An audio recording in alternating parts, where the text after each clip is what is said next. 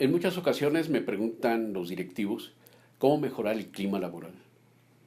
Y debo decirles que me parece que muchos trabajadores conviven durante mucho tiempo, años inclusive, y da el caso de que muchos de ellos ni siquiera se conocen. Cuando he trabajado en dinámicas de grupo con ellos, en ocasiones me doy cuenta cómo en una simple entrevista ellos empiezan a decir, bueno, es que yo no sabía esto de ti, porque no nos hemos dado a través de los años unos minutos para saber quién eres tú realmente. Y me parece que una mejor manera de vivir y convivir en el trabajo es, primero, lograr que la gente se respete. Y para respetarse hay que conocerse. Y no me refiero a conocerse en la intimidad, sino conocerse en lo elemental, saber por lo menos quién es el otro.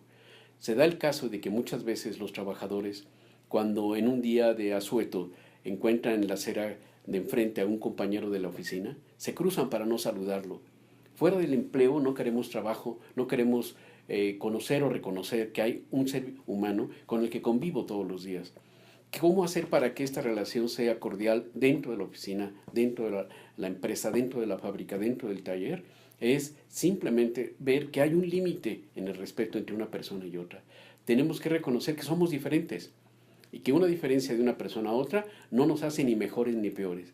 Y tratar de que el trabajo en la cadena de producción que se dé sea bien recibido por el que genera el empleo, el que lo recibe, para que la cadena de producción se continúe.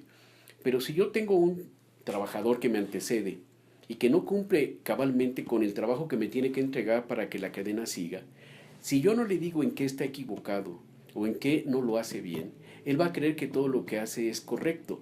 Y yo, ¿por qué no lo corrijo y no le digo, sabes que en esto te equivocas? Porque no quiero tener un conflicto con él. Y tengo de dos. O paso su defecto, su error, a la siguiente cadena o al siguiente eslabón, o corrijo su problema. Y si esto se da, puedo generar sin duda un conflicto. Porque si yo le digo al trabajador que me antecede que él no lo venía haciendo bien, él me va a reclamar un día por qué no se lo dije antes o por qué no se lo enseñé. Y así se va generando un conflicto porque yo estoy haciendo doble trabajo. O quizás mi trabajo no cumple con las características o la calidad para el que me sigue en el eslabón. Y recordemos una frase muy trillada también, pero creo que es valiosa, que la fuerza de la cadena depende del eslabón más débil. Y el eslabón más débil a veces es una persona que no tiene ni mala intención de hacer las cosas, simplemente no lo sabe. Contratamos a las personas sin haberles enseñado realmente cuál es su función. Verdaderamente, durante los años que vengo trabajando en esto, muchas veces me han comentado, me contrataron, me dijeron ahí está su lugar y nadie me enseñó nada, ni me recibieron, ni me enseñaron lo que tenía que hacer, ni me han corregido nunca. Y sí han hablado atrás de mí diciendo soy competente o no. Recordemos que cuando llega a la empresa, a la organización, un trabajador nuevo, inmediatamente empieza a ser evaluado. Y empieza a ser evaluado en un esquema simplemente de primero las relaciones entre las personas y luego la eficiencia del trabajo. Y esto es un error. Tenemos que valorar que la gente tiene que empezar a trabajar y a aprender las nuevas reglas del juego. Y tenemos que tener una cultura de aprender a aprender. Nunca sabemos lo suficiente. Sin embargo, no nos detenemos a capacitar a las personas. Recuerden esto que les voy a decir que es grave, importante. Muchas estadísticas se dan, pero en México la capacitación es terriblemente baja. Más o menos se calcula que entre 6 y 20 horas máximo promedio al año son las horas que se capacita un empleado en nuestro país. Sin embargo, las empresas que capacitan son fundamentalmente aquellas que tienen más de 50 empleados. Y estos son solamente el 2% de todas las empresas del país. El 90 y tantos por ciento de los empleados de nuestro país no pertenecen a organizaciones de más de 50 trabajadores.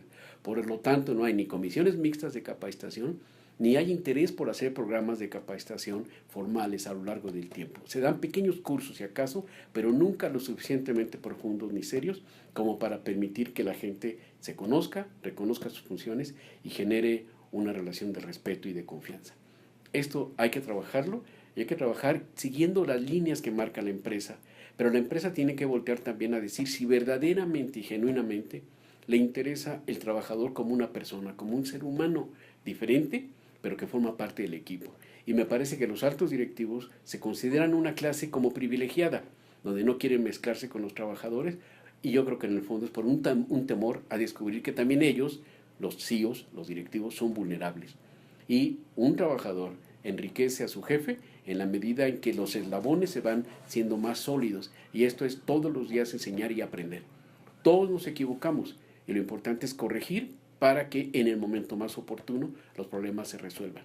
Ahora que hay un tema, ¿por qué los trabajadores no se atreven a decir no lo sé? ¿O me equivoqué?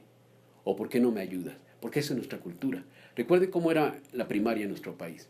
En la primaria, si el estudiante volteaba a ver a su compañero de al lado, se le castigaba porque estaba copiando. Y en nuestra cultura, el que pide ayuda es sinónimo de tonto. Es una verdadera estupidez. Y no aprendemos a reconocer que tenemos que saber a través de los demás. Pedir ayuda es algo totalmente válido y tenemos que aprender a ser unos seres humanos, unos trabajadores, unos empleados, unos empresarios que reconozcamos que tenemos que reconocer que la mayoría es que nadie sabe tanto como todos juntos, como dicen, y esto es importante reconocerlo. Nos falta mucha humildad, mucho reconocer que pedir ayuda no nos hace menos valiosas, por el contrario, somos mejores personas cuando sabemos algo que no conocíamos.